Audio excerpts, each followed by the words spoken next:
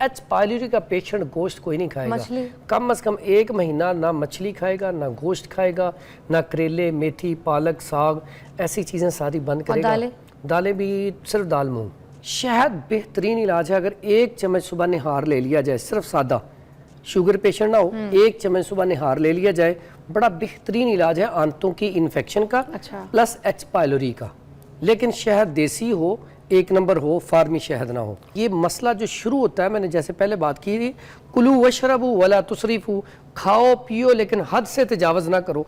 हम खाने पीने में बेएहतियाती बहुत ज़्यादा करते। देसी घी, जब भी आप खाना खाएं 1 चम्मच उसमें देसी घी का इस्तेमाल कर लें, और उसके अलावा दूध में भी देसी घी इस्तेमाल करें, क्योंकि वहाँ पे रतूबत पैदा होगी। जब रतूबत पैदा होगी तो एच पायलोरी वहाँ पे नहीं ठहरेगा, हेलिकोबैक्टीरिया जो आपको वो ख़त्म हो जाएगा जरासीम। तो इसमें मतलब ऐसी चीज़ें अल्लाह ताला ने पैदा की, अगर हम इसे इस्तेमाल करें तो इससे बड़ा बेहतरीन इलाज है। उसके बाद ये ऑलिव ऑयल, इसका बेहतरीन इलाज है। ऑलिव ऑयल में खाना बनाया जाए, और वैसे भी 1 चम्मच ऑलिव ऑयल सुबह निहार ले लिया जाए, बेहतरीन इलाज है एच पायलोरी का। अब एच पायलोरी इन्फेक्शन पैदा करता है, ठीक है, और इसका जो हेलिकोबैक्टीरिया है, मैंने आपको बताया वो खुश्की में रहता है। हमने वहाँ पे गर्मी तरी पैदा करनी है या तरी गर्मी पैदा करनी है। आप डाइट प्लान के ऊपर तो अमल करेंगे, लेकिन साथ ये नुस्खा इस्तेमाल करें तो फौरी रिजल्ट है।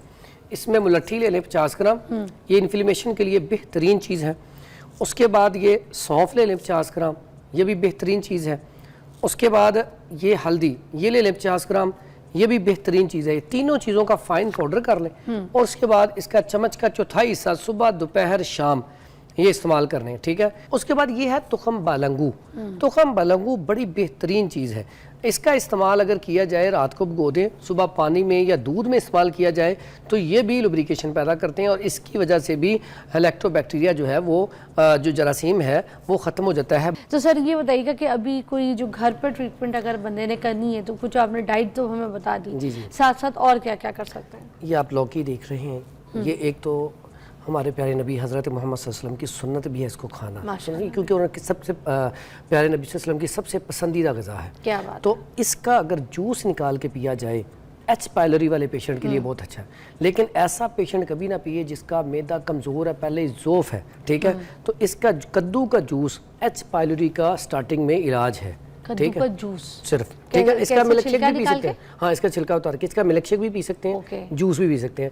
कद्दू का जूस जो है ये एच पायलोरी का इलाज है, अगर स्टार्टिंग में है तो फौरी तौर पे ठीक हो जाएगा। इससे तो वजन भी बड़ा कम होता है कोई अगर, जी बिल्कुल, ऐसे वजन भी कम करता है, और ये आंतों की इन्फेक्शन के लिए भी बेहतरीन चीज़ है। अच्छा, हाँ। उसके बाद है ये बंद गोभी। अगर बंद गोभी का भी जूस निकाल के इस्तेमाल करवाया जाए, इसकी सलाद इस्तेमाल की जाए, तो ये एच पायलोरी वाले पेशेंट के लिए, अल्सर वाले पेशेंट के लिए बड़ा बेहतरीन इलाज है, और इससे वेट भी कम होता है। सूप भी पी सकते हैं, इसका सूप भी पी सकते हैं। तीन गाजर वगैरह डाल सकते हैं, डाल सकते, क्योंकि गाजर मैंने कहा इसमें गाजर भी डाल सकती हैं आप। इसमें अगर सब्जियां डालना चाहें तो सब्जियां भी डाल सकते हैं। चिकन डाल सकते हैं थोड़ा, चिकन नहीं डाल, चिकन तो इसमें बंद करना है, एच पायलोरी में चिकन नहीं देना। उसके बाद हम आते हैं गोश्त भी नहीं, गोश्त कोई भी नहीं। एच पायलोरी का पेशेंट गोश्त कोई नहीं खाएगा, कम से कम 1 महीना ना मछली खाएगा, ना गोश्त खाएगा, ना करेले, मेथी, पालक, साग, ऐसी चीज़ें सारी बंद करेगा। दालें भी सिर्फ दाल मूंग, बाकी और कोई नहीं, क्योंकि उसकी तासीर ठंडी होती है। जी जी। अच्छा। उसके बाद वो गर्म तर होती है। इस ऐसा पेशेंट होता है, इसमें ना इसके मिजाज में गर्म तर चीज़ें अच्छी हैं या तर गर्म चीज़ें अच्छी हैं। अच्छा। शहद बेहतरीन इलाज है, अगर 1 चम्मच सुबह निहार ले लिया जाए, सिर्फ सादा, शुगर पेशेंट ना हो, 1 चम्मच सुबह निहार ले लिया जाए, बड़ा बेहतरीन इलाज है आंतों की इन्फेक्शन का। अच्छा। प्लस एच पायलोरी का। लेकिन शहद देसी हो, 1 नंबर हो, फार्मी शहद ना हो। उसके बाद ये एक प्रोग्राम में मैंने बताया था, हम तो काफ़ी अरसे से इस्तेमाल करवा रहे हैं, बड़ा वायरल हुआ।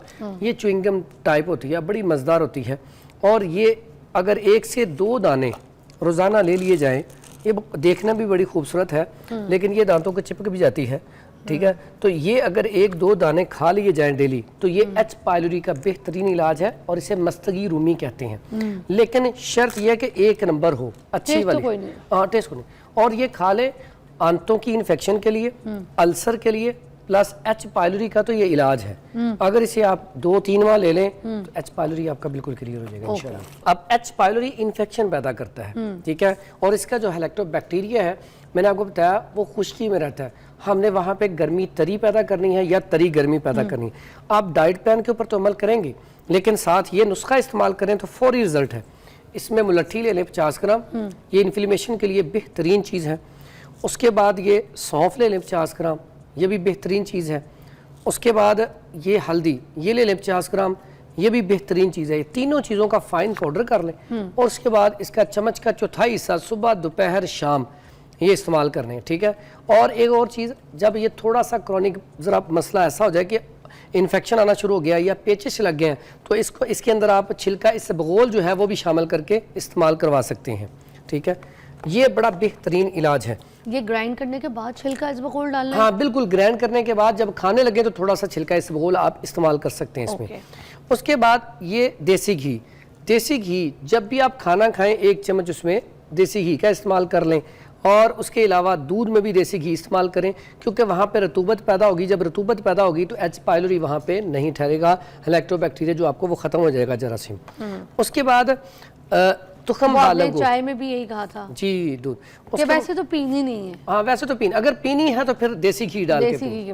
اور دیسی گھی آج تو سائنس بھی کہتی ہے کہ ایک تو دیسی گھی سے وزن نہیں بڑھتا, ٹھیک ہے, اور کولیسٹرول نہیں بڑھتا, ٹرائیگلیسرائڈ نہیں بڑھتے. شرط یہی ہے یہ ڈائجسٹ ہونا چاہیے. ہوتا کہ ہم اسے کیا کرتے ہیں, ہم کھا تو لیتے ہیں لیکن پھر واک نہیں کرتے, بیٹھے رہتے ہیں, اس وجہ سے یہ یہاں پہ ہی کھڑا رہتا ہے, آپ کو عجیب سی کیفیت ہوتی ہے. اگر آپ نے دیسی گھی کا یوز کرنا ہے تو آپ پھر واک کریں, ایکسرسائز کریں, تھوڑا سا زیادہ اپنے آپ کو نا کاموں میں مشغول رکھیں. میری امی کہتی تھی اگر وزن کم کرنا ہے تو دیسی گھی کا پراٹھا کھاؤ, اور اگر وزن بڑھانا ہے تو میرے خیال سے اولیو آئل کا ہے نا اس کا پراٹھا کھاؤ. بالکل ایسا وزن بڑھاتا ہے. لیکن ساتھ وہی بات ہے, ہماری مائیں جو تھی وہ کام کرتی تھی, چلتی پھرتی زیادہ. آج ہم تھوڑا سا ماڈرن ہو گئے ہیں, ہم تو کھانا کھا لیا تو کوشش ہوتی ہے برتن بھی خود نہ رکھے ہیں, وہ بھی خود ہی اٹھا کے لے جائیں, وہیں پہ لیٹ جائیں. اور کھانا, رات کا کھانا کھاتے ہوئے تو فوراً لیٹنا ہی نہیں چاہیے. اس کے بارے میں ہے کہ رات کا کھانا کھایا آپ نے تھوڑی سی چہل قدمی ضرور کرنی چاہیے, یہ ضروری ہے. اس کے بعد یہ ہے تخم بالنگو. تخم بالنگو بڑی بہترین چیز ہے. اس کا استعمال اگر کیا جائے, رات کو بھگو دیں, صبح پانی میں یا دودھ میں استعمال کیا جائے تو یہ بھی لوبریکیشن پیدا کرتے ہیں, اور اس کی وجہ سے بھی ہیلیکٹو بیکٹیریا جو ہے وہ جو جراثیم ہے وہ ختم ہو جاتا ہے, بھاگ جاتا ہے. تو اس میں مطلب ایسی چیزیں اللہ تعالیٰ نے پیدا کی, اگر ہم اسے استعمال کریں تو اس سے بڑا بہترین علاج ہے. اس کے بعد یہ اولیو آئل, اس کا بہترین علاج ہے. اولیو آئل میں کھانا بنایا جائے, اور ویسے بھی 1 چمچ اولیو آئل صبح نہار لے لیا جائے, بہترین علاج ہے ایچ پائلوری کا, ٹھیک ہے. اس میں یہ بڑا زبردست کام کرتا ہے. لیکن بات یہاں پہ آتی ہے, یہ مسئلہ جو شروع ہوتا ہے, میں نے جیسے پہلے بات کی تھی, کلو وشربو ولا تسریفو, کھاؤ پیو لیکن حد سے تجاوز نہ کرو. ہم کھانے پینے میں بے احتیاطی بہت زیادہ کرتے ہیں. اگر ہم بے احتیاطی نہ کریں تو پھر یہ امراض جو ہیں یہ پیدا ہی نہ ہو. جیسے ہمارے پیارے نبی حضرت محمد صلی اللہ علیہ وسلم نے کا طریقہ کار تھا, جب آپ کھانا کھاتی ہیں تو سٹمک کے 3 حصے کر لیں. 1 حصہ پانی پئیں, 1 حصہ خالی چھوڑ دیں, اور 1 حصہ جو ہے کھانا کھائیں, تو پھر آپ بیمار نہیں ہوں گے. اور جو خالی والا حصہ ہے وہ ہوا کے لیے چھوڑا جی بالکل, اس میں ڈائجسٹ, اب دیکھیں نا بعض اوقات ہم کھانا اتنا زیادہ کھا لیتے ہیں کہ اب وہ جو نظام ہے ڈائجسٹو سسٹم سارا سٹک ہو جاتا ہے, رک جاتا ہے. جیسے ہم رمضان میں روزہ کھولتے اتنا کھا لیتے ہیں کہ بعد میں ہمارا جو سٹمک ہے وہ ورکنگ ہی نہیں کرتا, ہمیں پھر بخار ہو جاتا ہے, سستی آ جاتی ہے, پھر تراویحیں پڑھنے کو دل نہیں کرتا. تو مقصد کہنے کا یہ کہ اوور کھانا کھانے سے انسان کا دماغ بھی سست ہوتا ہے. آپ رات کو کھانا کبھی کھا لیں, زیادہ کھانا کھائیں گے صبح اٹھا ہی نہیں جائے گا, آپ کی نماز رہ جائے گی. نماز رہ جاتی ہے. اور پھر آپ کوئی بھی کام ہے آپ نے, جیسے آپ اپنا ورکنگ کر رہی ہیں, اگر آپ زیادہ کھانا کھا کے بیٹھ گئی ہیں آپ کو جمائیاں آئی جائیں گی, سستی پڑی رہے گی. اگر آپ نے کھانا نہیں کھایا, کم کھایا ہے, تو آپ بڑے چست ہو کے کام کریں گے. اس لیے زیادہ کھانا یہ اسٹمک کو برباد کر دیتا ہے. اچھا, ایچ پائلوری کے جو پیشنٹس ہوتے ہیں ان کو یہ جیسے اگر ہاضمے کا, ڈائجسٹ کا پرابلم ہے, تو یہ اجوائن اور تیز پات اور ملٹھی کا اگر وہ سفوف بناتے ہیں تو کیا ان کو آرام ملے گی؟ کچھ لوگ ان کے لیے اجوائن نہیں اچھی. اچھا, ہاں میں نے جو مزاج بتایا تھا نا, اجوائن کا مزاج تو گرم خشک ہے نا, تو اجوائن نہیں استعمال کریں گے, ٹھیک ہے. اس میں ملٹھی کر سکتے ہیں. ہاں جی, ملٹھی تو انفلیمیشن کو ختم کرتی ہے نا, کمال کا اس کا کہوا بنا کے پئیں, اس کا پاؤڈر کر کے استعمال کریں. تیز پات نہیں استعمال کر سکتے.